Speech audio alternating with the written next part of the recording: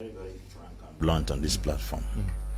Most of the times, physical abuse from men is a response to emotional abuse from women. Emotional abuse from the women. Women provokes physical abuse. It is a response. Break it down.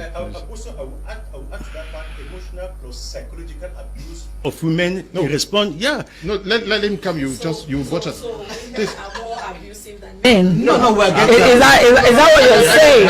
I get it. There is abuse on both parts. On both That parts. is, the man goes physical, but the woman is giving emotional torture. Yes, Okay, yes.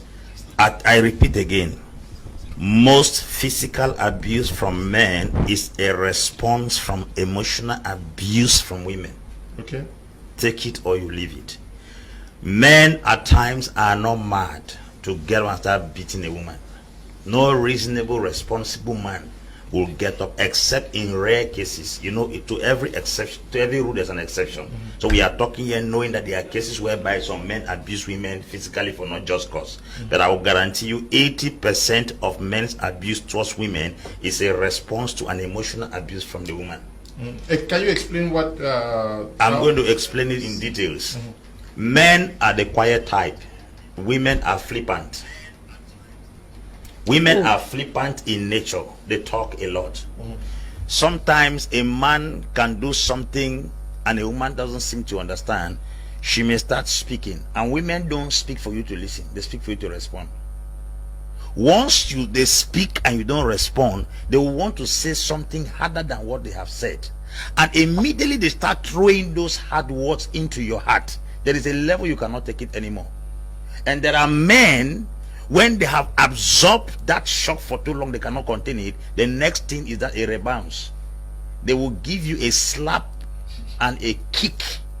Then everyone that comes will see the slap and the kick because it is physical, not knowing that the man has been able to contain the emotional torture, either for a very long time. Sometimes men can contain this torture for almost 10 years.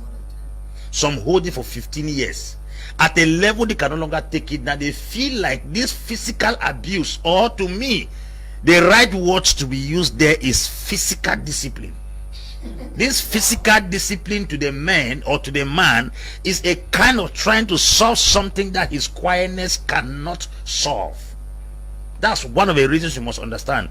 The second reason why men sometimes abuse women physically, it is simply because women can easily lose respect for men. I'm telling you, a man's desire is not food. Cook the best food, he can get it in a restaurant. A man's desire is not sex. He can get it in the street through a side chick. A man's desire is not your attire. The greatest thing you will ever take from a man that will cause the beast in him to come out is his respect. Inherent in every man is a king and a beast. If you choose to be a queen, you will bring out the king in him. If you be a torment, you will bring out the beast in him. In all cultures of the world, the last thing that a man cannot take, I'm talking from a generic point of view, is disrespect. Some women are grossly disrespectful. I can tell you with all sincerity that the marriages before this period are far more better. There were no marriage seminars, there were no conferences, there were no lectures on marriage, but the marriages succeeded better because people were properly brought up in good culture. This thing called women emancipation has not been defined in a proper context. Women emancipation is the ability and liberation for women to enter into governance, not to dominate in marriage.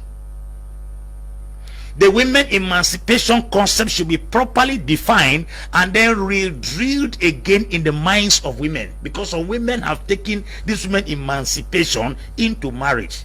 There are standards in marriage that no generation can ever take.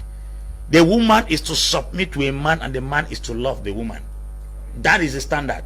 But women emancipation has come to tell us that a woman has equal right and freedom. Since women are president, they can also be husband. Women can be president, women can be governors, women can be DO, but a woman can never be husband. Husband is not a position. Husband is not a rank. Husband is not an office. Husband is an ordained responsibility. And until every woman comes to this point to understand that your emancipation will never come to the place where you will become a husband, then every woman shall take her place in marriage.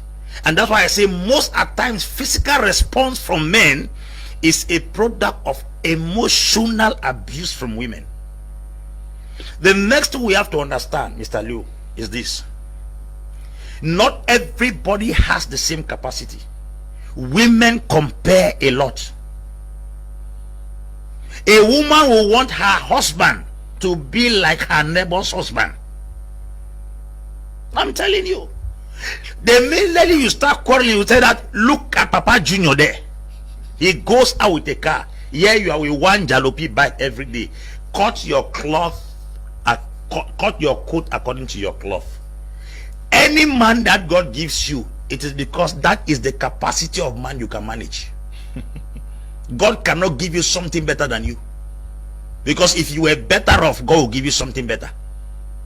So please, let us understand this. That people will most of the time say, look at a useless man that beats his wife.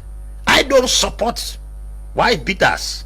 But I can tell you, before a man will raise his hand, what were you doing there?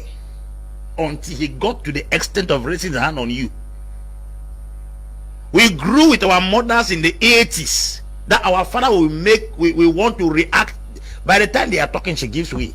A woman will talk to the extent of sending her finger into your nostrils because of women emancipation. I think we should go back and redefine this concept of women emancipation. A woman can be a president like Angela Merkel. She can be a governor. She can be an SDO. She can be a DO. She can never be a husband. Whether you are anybody than your husband, whether you are more educated than him, that position, husband, is a rank that God has positioned and nobody breaks it.